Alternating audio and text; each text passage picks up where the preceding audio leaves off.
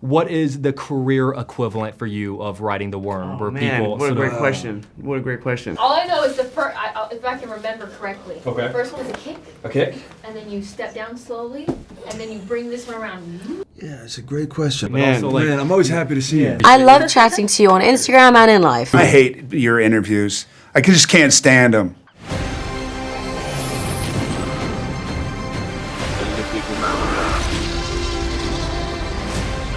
Where we're going, we don't need roads. Doing very apt suit. You like this? Yeah, look at Look it. I see what you She was like, did. brown and black, and I was like, I think it's gonna work. It does. works. You're It literally It works. Yeah, Yes. you killed We got the it. end. We I want like to share. This is the book my dad gave me when I was in high school. This is my favorite book of all time. Can I This see? is, please. My favorite book of all time. And so yeah, please. It's an original? God no. I'm gonna take up all your time. I'm gonna take up all your time. Split your name. Coming up on Good Day Chicago, Josh Brolin stares at a book for 4 minutes. I'm trying to- And it would not be the worst interview I've ever had. Look at this, man. Guys, it's so good to see you again. Thank you for taking the time. Sorry, I'm Oh gonna no, give you you're your book good. back. You're totally good. Thank you. Both of you guys get to share a moment, be in the same room with one of my favorite actors of all time, which is the great Christopher Walken. Yeah. Your father was a weak man. So I wanted to show you guys a video because I'm really curious if in your downtime this ever came up. Do you mind if I come over there with you guys? Please, All right. get close. Do you mind if I come over to you Yes, guys? please. If you walk without rhythm, you won't attract the worm. Which is fucking nuts that Christopher Walken is in a music video 30 years ago that has a Dune reference. He knew. But did you hear about this? Yeah, in the music video. Yeah, but that it's in the. Yeah. I'm sort of curious if that ever at any point came up, and I guess that's a really long, fancy way of asking about the long reach that this novel has and the craziest place you guys have ever seen Dune referenced in some form or fashion. Wow. Yeah. It was like a trivia question. Oh yeah. Yes, you're right. Yeah.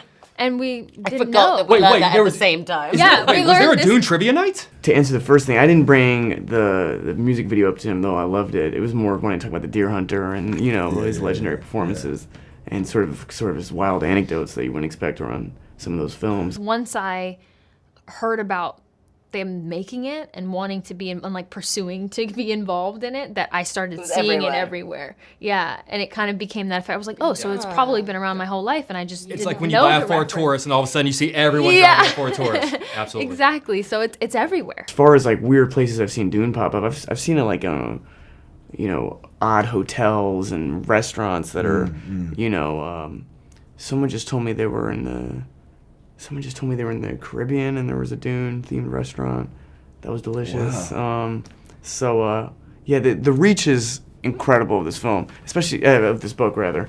I don't think I've had that yet. Really? Maybe it has, and I've just not been. There's so many pop culture. Oh, Yeah. Even just like Things. Star Wars and the Matrix in general, Yeah. or, you know, definitely. Totally. The excitement for the second film, I've never been a part of something like that, where, you know, you hear it from all different kinds of people, you know.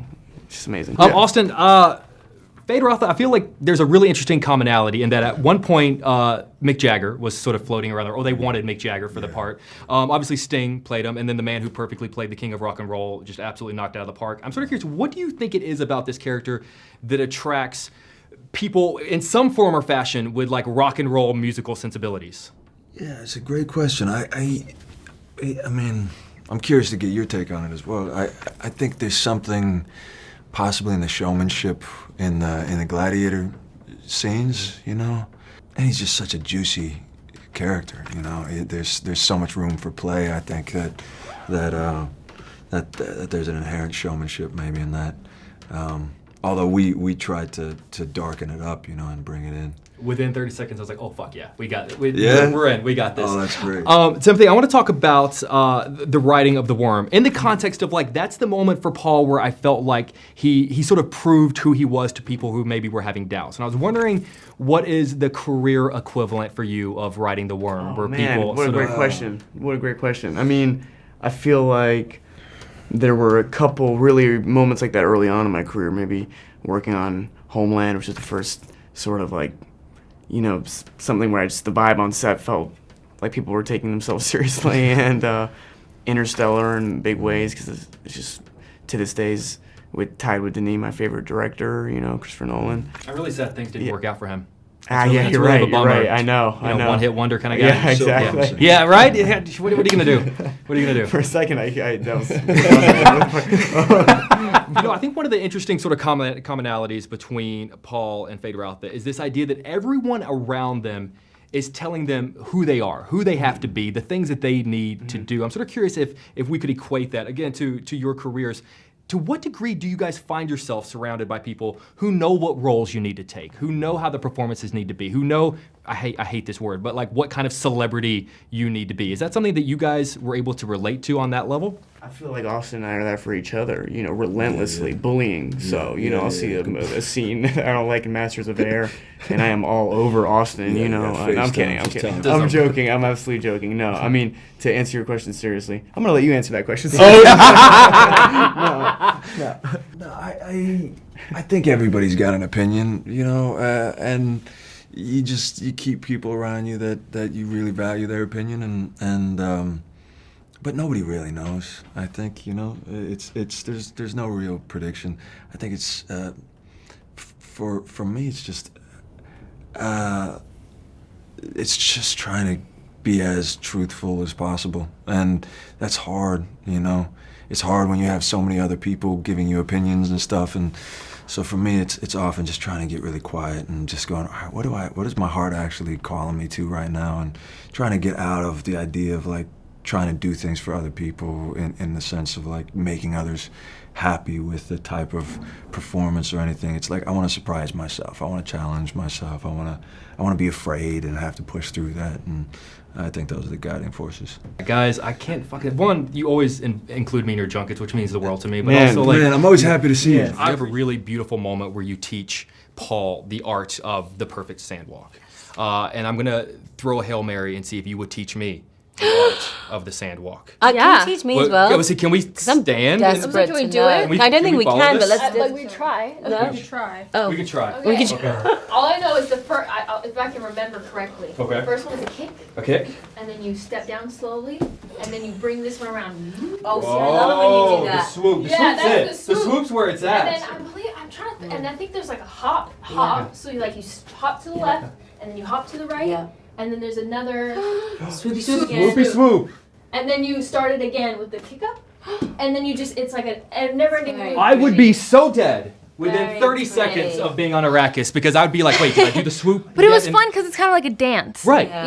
And you get to like change the... You were so beautiful when you did the swoopy swoop. Like, Thanks. yeah. And I feel like it needs to be called the swoopy The swoop. swoopy swoopy swoop. swoop. That's what they call it. It is. It's the And Denny official... did like a close-up of my foot. So Of the I was like, let me swoopy swoop? really do a good swoopy swoop. I love that shot. Yeah, I was like...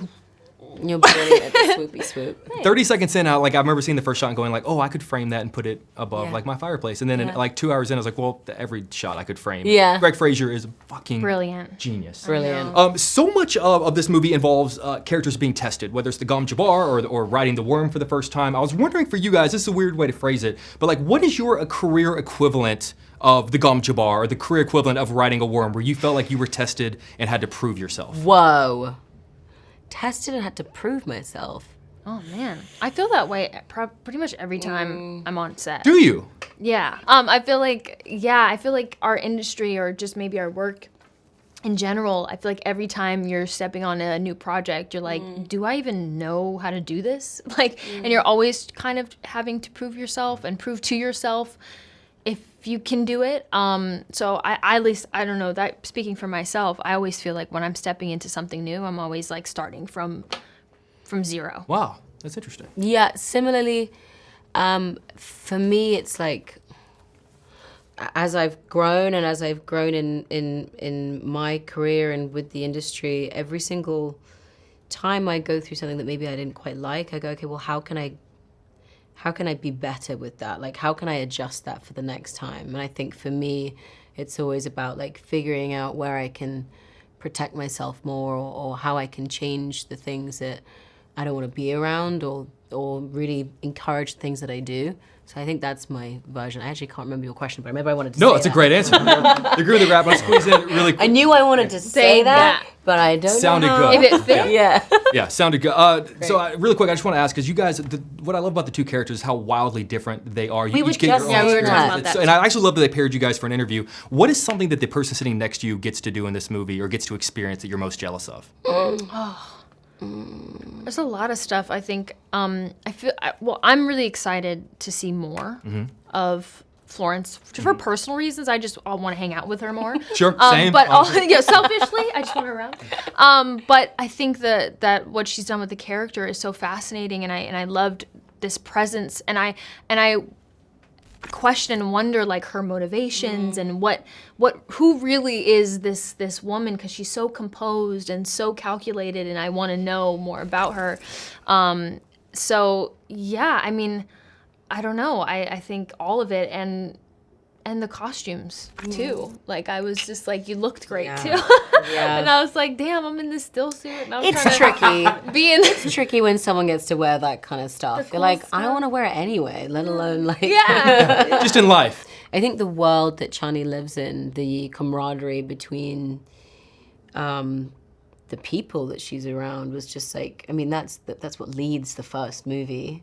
And I love the energy and being able to speak that language, and just like what we just did there, the moving, that's something that is so delicious on screen. We get to really fall into this culture that is only wanting to grow and wants to be respected and wants to be protected. And I think that's something that I really relished in watching in as we just have been mentioning, how different these characters are. She's so protective of her people and this life. And that's something that I just admired watching and probably wanted to be. I wanted to be one of the gang for a bit. Left out. It's like high school all over I want to again. hang out on the rock and chat and eat things, and I don't want to wear the still suit though. But mine is the still Nice, suit. yeah. I'll wear my chain. Yeah. Guys, the agreement of the rap. I just want to thank you for being so kind to me. Thank you for always making Oh, me it's my job. wonderful Thank you chatting for to you. following. I know it's all pictures of my dog and my girlfriend, so I appreciate I it. love chatting to you on Instagram and in life. Obviously, it's not the first literary adaptation you've ever made, but there is a massive difference between No Country for Old Men, the source material, and this Dune source material. Cormac McCarthy and Frank Herbert are wildly different authors. I'm sort of curious, your process as an actor, when you're adapting a character on a page, how does it differ based on the style of the author or the style of the book or the style of the writing? I mean, the fact with Dune, it's 1965, the biggest selling sci-fi book of all time, something that I read when I was a kid, something that I know people have read, and that, like my dad was like, I didn't get it. I tried. When I got it, I was transported. When I talked to somebody like Denis, who got this kind of cellular experience that he couldn't let go, it like ended up in his dreams, and then he couldn't let go of it, and then he becomes a filmmaker, and then he has to make it. It's great to be able to interpret the book through him. So I don't think this is my interpretation of the book. I think this is me being a tool for his interpretation. People call you a tool a lot? Yeah, you did. No, I would never. I love you. I hate your interviews. I just can't stand them. Let me sign your book. I'm saying get the hell out of here. Get outta here. Get out of here. I want to talk about the fact that after almost 20 years and 3 films, you finally get to exchange dialogue with the great Javier Bardem. I know in part 1, you say a line to him, but he doesn't speak back. So this is the first time Is that you the guys... first time? You will address the Duke as my lord or sire. Gurney, just a moment. That's the first time you speak to him in part 1. Yeah. Part 2 is the Yeah. first time you guys actually exchange dialogue. something. Was there a moment when you guys finally got to do that where you looked at each other and went like, 20 fucking years? No, I'm fine. having that moment right now. With Realizing me? You're wasting it on me? I am. No, literally. It's like I'm realizing that's the first time we actually exchanged. God, that's crazy. Isn't it dude. wild? That's crazy. Well, then I don't wanna- know why I realize. You know why? Because we spend so much time together, you know, as friends, that finally you get. It's the same, even though we're playing different people and we're doing our different thing. You know, we became good friends after No Country or during No Country. I would love to have seen a shared scene in the same frame between Llewellyn and Anton Chigurh.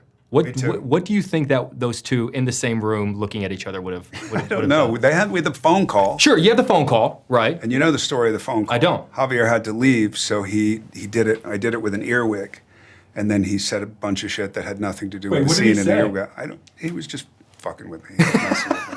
Did he do it in the Anton Chigurh voice? No. Yes, he did. That's fucking wild, man. It was great. We have that on film somewhere. Anyway, yeah, that's one of those things that everybody wanted when the movie came out. Everybody was like, what about the head-to-head? And you have to have those guys come head-to-head, and it never happened, and that's Cormac, and that's not our fault. And then they won Best Picture and just flipped the Whatever. bird to everybody. Exactly. To everybody. I really do love the relationship between Gurney Halleck and Paul, and that like he is protective of this kid as he's growing up in life. And I know you've been in this business a long time. Who was that person for you? Who was the person that you felt sort of, whether you realized it or not, had your back? I think most of my career it was a guy named Anthony Zerbe, who's one of my best friends, who's a great Shakespearean actor. I think now it's Tony Hopkins. I think there's somebody that I can always kind of resort to who makes me look at it in a way. Tony that- Hopkins. Anthony Hopkins. Sir, I did a junket one time and he said, call me Tony. And I said, no. No. Never. You have to. Never. I will never call I you forget Tony. that it's Sir. I can't. He got Sir'd. He got Sir'd. knighted. He got Sir'd.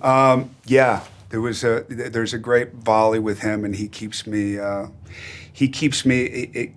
It's humbling, but it's also inspiring. He sees it in a way where the work is super important, but not to take too much of it too seriously. Fair enough. The Grim and the Rapper, I really want to squeeze All this right, one in. yeah. You've been in some of the greatest literary adaptations of all time, and you have a book coming out. Yeah. And I would love to know what lessons you learned reading Cormac McCarthy, reading Frank Herbert, that whenever you finally put pen to paper, you're like, okay, that's how they did it, but this is how I'm going to do it. I mean, I don't know if it's lucky or not, but I was with Cormac the night before he passed, and I got very close with Cormac and all that kind of stuff. But then when you actually, no matter how much you've written, when you write knowing that it's going to be published, do you know what I mean? And as I was about halfway through the book, knowing it's going to be published, then it becomes a very humbling experience because you have all these great, kind of mentors, and then you go, wow, this is really difficult. This is a difficult thing, especially when you're nakedly putting yourself out there.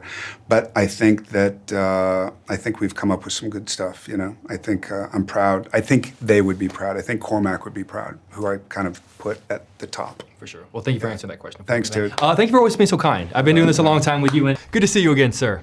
I think one of the tragedies of this character is that he really wants to succeed and do well so badly, if only just to impress his uncle and have his uncle like him. I'm sort of curious, in your career, who was the person that was most important for you to impress and do a good job for? Me. Explain, what do you mean? It's one of those things where, I don't compete with other people. I compete with myself, and I just want to bring out the best of myself. And I want to, when I got into film, or when I got into acting, I was just obsessed with acting, and it was really because I was horrible at it, and I wanted to prove to myself that I could be better at it. And then it kind of, I think that desire just grew and grew and grew. And I'm one of those actors that's never satisfied, and I always feel like I can do better. And this is why it's hard for me because, I'm still learning. I've been doing this for years now, but I feel like after every project, I get better. I learn more. I become more comfortable. So for me to watch a film that I did a year ago, 2 years ago, by the time it's released or cut together, it's hard for me because I probably would do things differently now. So that's it, man. I do this because I love it, and I have something to prove to myself. Not that it's the same thing, but I can't stand watching my old interviews because I think, God, why didn't I ask that? Man, I missed that opportunity. So someone told me that if you don't watch your old stuff and cringe, it means you're not getting any better. Right. But to your point, I will say, I remember being in the theater for Blade Runner 2049, which was a master. It was my #1 film of the year. And in that 5-minute sequence, I thought, I'm getting chills thinking about it. I was like, Bautista's fucking got it. He's a legit incredible actor. I'm sort of curious. I know it was a short moment, but your first time working with Denis, what was the most important thing you learned in that opening sequence of that movie that was still applicable all these years later when you work with him again on this film? Well, so going back to that film, the things I remember most was Denis pointing out things that I'd never thought about my mannerisms. Even on that film in particular, he said, I want Sapper to feel like he has the weight of the world on his shoulders, and I want you to express that in the way you walk. You should look heavy, you should look beaten up, you should look worn down. I said, all this character wants to do is just live his life in peace. And so I always remembered that. And that was he started pointing out things to me that, other directors hadn't up till then. And really, honestly, not even up till now. It was just tiny little nuances like that. And we had the same conversation through Dune 1 and through Dune 2, where he just talked to me about just small little mannerisms. Is there anything in particular you could point out that maybe like I didn't notice watching Dune 1 and Dune 2, but like it's important to you? Well, the one thing that pops out in my head. So in the first film, I was playing around with the way Raban is, because I always thought he's beastly. He's like an animal. And I started breathing heavy, and I started leaving my mouth open. And then he said, I love that. I love when you just looks like an animal. Just do that. So he kept saying, do the thing with the mouth. Do the thing with the mouth. And I would literally just drop my jaw and go, and he just loved it. But it was like tiny little things like that. I just got fucking chill. I feel like he was sitting right in front of me. I feel like I just got a performance from you. You've been a part of so many different franchises, but I want to talk about the difference between being in one from the beginning versus jumping into one in the middle. With Dune, obviously you're there from day one. With Marvel, they were a little bit further into it. With Bond, obviously they were decades into it. Blade Runner, obviously they were decades into it. I'm sort of curious, what is the difference for you as an actor, whether you're there from day one of a series and a franchise versus jumping into the deep end of the pool halfway through? It's weird. I never thought about that. I don't know. Honestly, I have a boring answer for you, but I don't know if there's a difference. Mm-hmm. Not for me. I'm always somewhat disconnected from my films for some reason. What do you mean by that? I think I look at my films. It's hard even.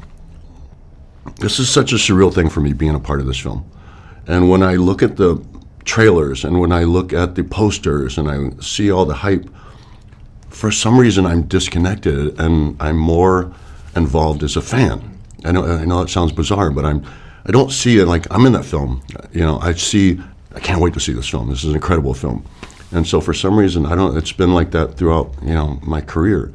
And I think I don't know why it is, but I think for one, it's just that I'm a huge fan. And also I think there's a part of me that's just still in disbelief that I'm a part of these projects. Well, speaking as a fan, no one gifted you this. Like, you fucking earned this, man. No one gifted you this part, man. That. And I don't take that for granted. But at the same time, it's just such a surreal thing being involved. I mean, I really haven't been in this business all that long. I started acting in 2010, and it took at least 3 years for my career to get going. And so it's still a surreal thing for me. I'm 55 now. So that's not a big chunk of my life that I've been involved in this business. So I grew up most of my life watching these films, not being a part of these films. So I think there's always going to be a part of me that's like, I can't believe this is my life. I think that every day of my life, man. Every day of my life. Right. Good to see you again, sir. Yeah. I'm fascinated with movies that didn't end up being made, casting that didn't happen, things that almost happened in Hollywood. And whenever they were going to make this in the 70s, are you aware of who was the actor that Jodorowsky really wanted to play the Baron? No. It was Orson Welles. Okay. Which I think would have been interesting. I'm just sort of curious, as I know you're a film fan, what you think the Orson Welles Baron would have been like. Yeah, he wouldn't have been exactly like this one, but he would probably be like Harry Lime. That was a nasty character he played. Very much so. I was wondering if you could, I want to talk about the makeup process, which I know you've talked about a lot, but what I want to talk about is your first day going into makeup on part 1 versus your last day having the makeup taken off on part 2. The different headspaces you were in, the novelty's worn off, it's been years by this point. Can you just sort of compare and contrast those two different moments? Yeah. The first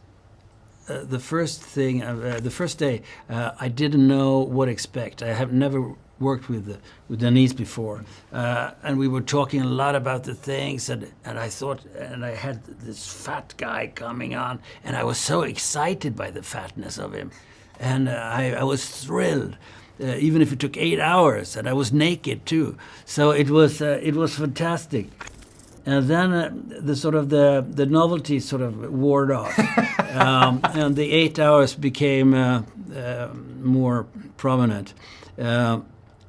And the last day, when I took it off, I ached. I was on the verge of I was very, very, very happy. It was really, I couldn't go to the toilet, so I didn't drink in all day. First 8 hours makeup without drinking, then a whole shooting day without drinking, and having emotive, so you didn't have to go for that either. Whenever I talk with young actors, they tell stories of, when their role is small and limited, they'll go to a director and say, could you please put me in this scene? Could you add me to this moment? By the time you got around to part 2 and the novelty had worn off, was there any part of you that went to Denis and went, do I really need to be in this scene? Maybe you cut me out a little bit. Actually, that is something I said from the first, in the first one. I said, you don't need that scene with him because you got to keep him as sparse as possible, just enough that he constantly is a threat during the film when he's not on stage. Because you don't want to waste him by doing sort of small scenes here and there. You're absolutely nailed it, because every time he popped up on screen, there's a part of me that unconsciously sort of perks up a little bit because I want to see him. I want to talk about sort of the creation of the voice. Whenever you create any voice for a character, is there a finite moment where you just sort of look in the mirror and go, that's it, I got it? Or is it a progressive effort over the course of multiple months or even multiple films? Well, it's sometimes it's I haven't been finished with my voice when I start filming even, and I have to ADR it. But this voice I had pretty much so, and he has breathing and all that stuff. I just got chills. Is there, you talked about moments that you talked Denis out of, but when you have a book that is, this thick and this intricate, inevitably there are going to be scenes that just don't make it. Was there anything with the Baron in this film that you guys didn't get to shoot, that there's a part of you that goes, that scene would have been great? No. Nothing, you got everything you wanted. Yeah, I got everything I wanted. I mean, he's, in the book, he's a much different character, and he's much more verbal, and everybody's much more verbal. But this is the film, and it's Denis' film, and it's poetry, and it's movie making, so there's not much talking, which is wonderful. You absolutely know it, because the first time we see the Baron in this, it's a pretty dialogue-heavy scene in the book, and in the movie you capture the same spirit and everything that you need to know, but a much more truncated version. It's a beautiful script how they handle it. Mr. Skarsgård, is always an honor to be able to sit across from you, sir. If you can't tell, I'm a massive fan. I'm trying to keep my geek out to a minimum, but I appreciate you being so kind, sir. Thank you.